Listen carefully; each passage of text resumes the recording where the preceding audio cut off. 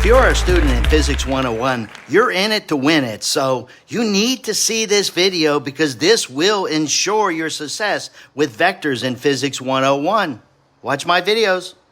Please hit the like button and subscribe as well for future updates. Thank you.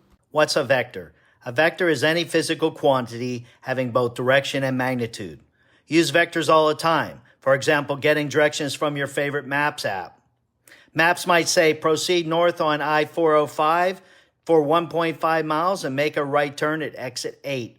Maps directions are describing a position vector to the airport from your current location. From our current location, the position vector tells us the distance to travel, which is the magnitude of the position vector of 1.5 miles, and it tells us the direction to travel, which is north. What's a scalar? A scalar is a physical quantity that only has magnitude. I think of scalar quantities as those that are measured with a scale. Examples of scalars are mass, temperature, pH, length, width, weight, and color. A magnitude of a vector is also a scalar. Examples, distance is the magnitude of the position vector, and speed is the magnitude of a velocity vector. Vectors are represented by arrows. A vector diagram indicates a vector's position by attaching an arrow to an object and showing its direction with the arrow and indicating its magnitude with a name or a symbol or a numerical value. The diagram to the left shows us a force applied to a mass m of 10 newtons in the plus x direction. Examples of vectors include position, force, velocity, acceleration. A unit of force is a newton after, of course, Sir Isaac Newton. A newton is the force that it takes to accelerate a 1 kilogram mass at 1 meter per second squared. We'll learn more about that in the future. A newton is about 0.225 pounds. How to represent a vector graphically. We draw an arrow on a coordinate system and we specify its magnitude by its length and its direction by its orientation relative to a coordinate axis. Now you might be wondering, what is the arrow? Well, we're going to draw an arrow that's represent position. We start from an origin and we indicate the position is where the object is located, so we draw an arrow from the origin out to its position, point P of x, y. Now, if the arrow is going to represent velocity, then the length of the arrow has to be the magnitude, and its direction is indicated by its orientation. Also note that the magnitude is either 0 or it's a positive number. Detailed steps to draw a vector graphically. Identify the vector with a name and a symbol that you're going to draw. Define a coordinate system for that vector. Determine its direction in that coordinate system and determine the magnitude. Then draw and label the vector with its magnitude being indicated by its length and its direction being indicated by its orientation. And you can put the value on the symbol as well. How do we represent a vector mathematically? Well, if we know its magnitude and direction, all we have to do is write that down and use the R vector symbol with an equal sign and set it equal to the magnitude of the vector, that's the R in this case, without the vector symbol on top, and write at an angle theta if we know that. Now, alternatively, we may wish to abbreviate the description of the vector by using R vector is equal to R, the magnitude, using an angle symbol with the angle theta specified.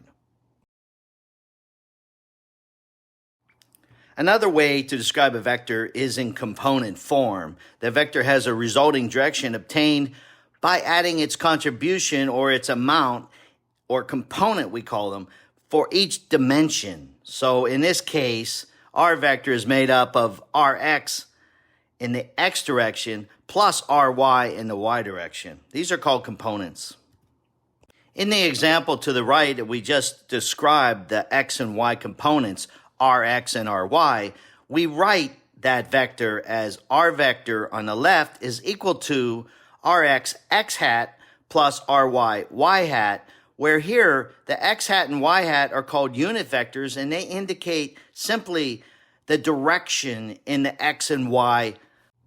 Note, the components have to specify their actual direction, whether they're positive or negative. We let the x hat and y hat do their job, but the components have the sign to indicate it's either positive or negative. How to get the components of a vector? Compute the vector's components using a vector drawing. Compute the vector components along each coordinate axis using trigonometry or graphical methods, and write the vector as r vector is equal to rx x hat plus ry y hat, as in equation 1.10, and rx is equal to r cosine theta, and ry is r sine theta. Note, be sure you get the correct direction for your given vector by indicating the plus and minus sign of each component.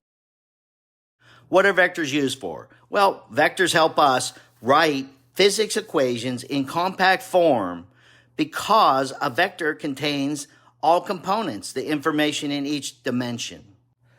An example of a vector equation is force. On the left here, F vector is equal to m times a vector. This is Newton's second law that you'll learn in the future. It's very common in physics. Force is equal to mass times acceleration.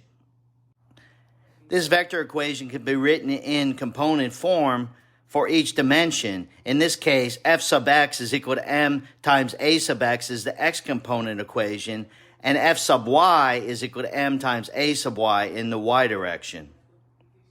Vectors allow each dimension to be compactly written in a single equation. How to compute the magnitude of a vector? We use the vector diagram. We compute the magnitude by using Pythagorean's theorem, which is the square root of the sum of the squares of the components. So we need the components in order to get the magnitude in this case. How to get the direction angle of a vector? We draw the vector on a diagram, break it into its components. We have rx and ry.